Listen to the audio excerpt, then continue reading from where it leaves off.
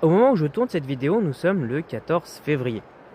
À notre ère contemporaine, on sait très bien que le 14 février représente la fête des amoureux, la Saint-Valentin. Mais je ne peux pas m'empêcher de faire un parallèle avec la culture celte, puisque le 1er février, nous fêtons l'Inbolc avec la déesse Brigide ou Brigide, qui symbolise l'amour, la fertilité et le renouveau. De là à dire que le christianisme a piqué une fête aux païens, il n'y a qu'un pas.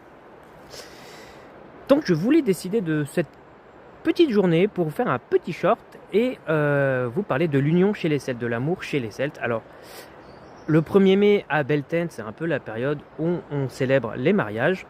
Et les mariages chez les Celtes, alors de ce qu'on en sait, puisque les sources sont assez parcellaires, c'était sacré dans le sens devant les dieux, tout ça, mais quand même relativement libre.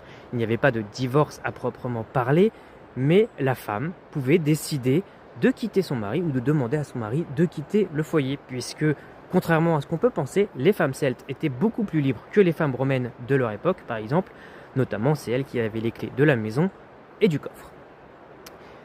Elles pouvaient aussi rester libres, rester seules, et aussi devenir guerrières. Nous avons notamment de grandes guerrières, dont Boudicca, la reine, une reine celte en Grande-Bretagne qui s'est rebellée contre l'Empire romain.